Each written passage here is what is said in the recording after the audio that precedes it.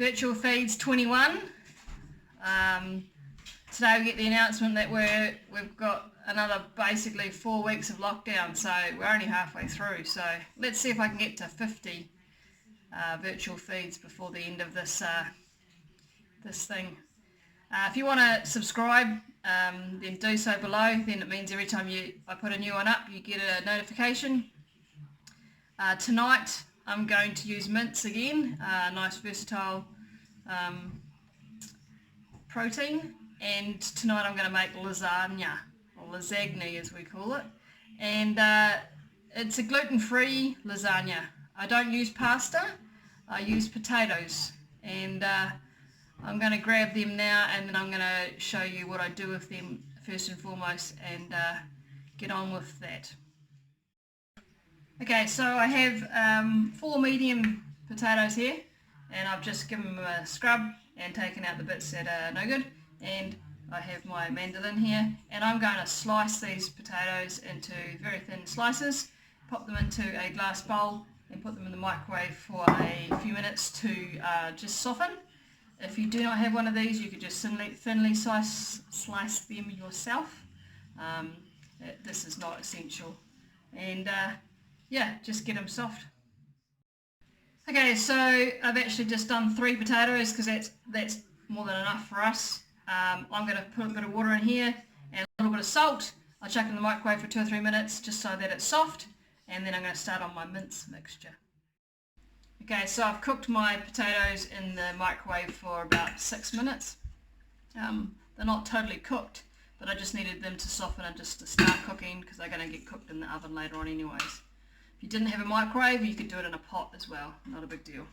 So, moving on to my mince mixture now. I've cut up an onion, a little bit of garlic, and I've grated some carrot. I'm going to also add, put my saucepan, my frying pan up here, and I'm going to start cooking down my onion, garlic and carrot, and with a bit of coconut oil. I have here my normal spices. I got my cumin, my paprika, my turmeric, my mixed herbs, and I have a tin of tomatoes. So this mince mixture is real similar to the stuff that you use for spaghetti bolognese, for nachos, for shepherd's pie. It's basically the same thing. I use it for all of those. I add a little bit of different stuff in for some of them, but it's a basic idea all the way along. For lasagna, you don't want it very runny, so I'm going to start cooking this down, and then I'm going to let it boil or simmer until most of the liquid's gone, because you want not much liquid. And little helper today, she's got some words of wisdom. What is it, Gabby? Listen to the cook in the kitchen. That's the one rule, isn't it, in the kitchen? Yeah, otherwise you're not allowed to help. I'm pretty nasty. Okay, so I've got the onion and garlic cooking in the pan there. I'm just going to add the grated carrot and let that just soften, and then I'm going to put my mince in. Okay, so the carrot softened down, didn't take very long. Carrot makes it really sweet. It's a nice natural sweetener, so that's why I use that. If you had other vegetables, you could add them as well. I just don't have any more at the moment. I've got my mince here. I've got only 250 grams of mince. You don't need heaps, and we're just trying to cut down on our meat consumption. So we'll just, brown that off, and then we'll add our tomatoes and spices. Okay, so my mince has browned off, and I've spent a bit of time just, I spent a little bit of time just getting rid of the bigger lumps, and now I'm going to add my tomatoes, can of tomatoes, and I'm going to do a teaspoon of paprika, a teaspoon of cumin, some turmeric, some mixed herbs, some salt and pepper, and then that's basically my mince mix done. You could add some chilies or some spice to make it a bit hot if you want to. I used to add little whole chilies, 2 or 3 of them, in to see who would get them. I don't do that anymore, now I have a child. But that's basically the mince mix done, and I'm going to start on my white sauce. Okay, so that mince mix there is pretty much done. I've just made sure there's no lumps.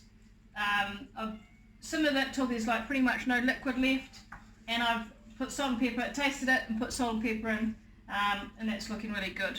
So now we're moving on to melting our butter and making our white sauce, and that's pretty basic, you know. So you milk the butter, put in a couple of spoons of flour, mix it round, and then add milk and pepper as well if you want to, or herbs if you want to, until we've got a nice white sauce.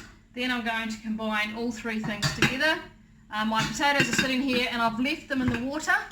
I don't want them to go brown, so I've left them in the water. I'll drain them just before I assemble all of this.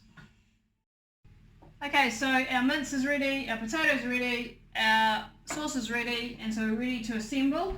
I will just put a little bit of cheese into that sauce. You don't have to do this, but this makes it a little bit cheesier. Give it a good stir, guys. Slowly. And I have just drained my potatoes as well. So if you had like silver beet or spinach or something like that, you could add that as a layer in here as well. I don't have any, so I'm going to start with my, pop that out of the way. Start with my mince. Push that way, Bob. So I've just got a shallow dish like this, but quite big, and I'm just going to halve my mince to start off with, and it's going to go on the bottom. Sometimes I put in more than half just because you want the bottom covered nicely.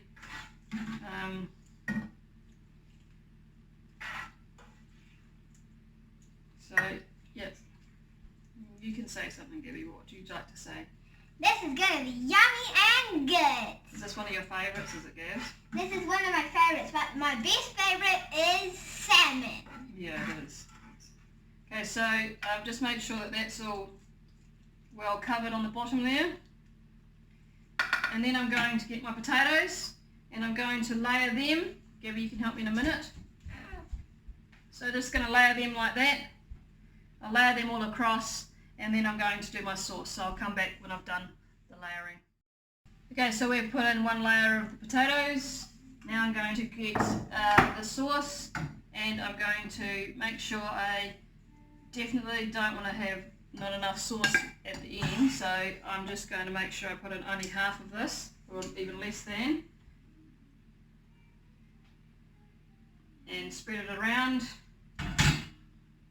And then I'm going to go back on with the mince, then potatoes, and then I'm going to finish with the sauce. So you end up with 2 layers. Okay, so I've done my 2 layers, and I've finished off with the sauce. The last thing I'm going to do is I'm going to grate some cheese onto the top of that. Then I'm going to pop it into the oven. Oven's on at 180 on a fan bake for probably 20 minutes, 10-20 minutes, and then dinner's served. I could serve it with a salad. I could put spinach or silver beet in as well, just to give it those greens. Don't have any of those veggies today, so we're just going to have it like that. Okay, so there she goes, ready to go into the oven. Doesn't matter if the potatoes poke out a little bit, because they go nice and crispy. And if you didn't want to use potatoes and you wanted it, you could with gluten, you could use lasagna sheets and replace the potato layer with lasagna sheets, or lasagna that you've cooked like in pasta as well. So I'll leave that in for 20 minutes, and then pretty much dinner's ready. Okay, so I've just pulled this out of the oven. It's I poked it with a knife. It's soft. It's ready to go. It's bubbling. It's looking delicious, and that is gluten-free lasagna. Yum yum.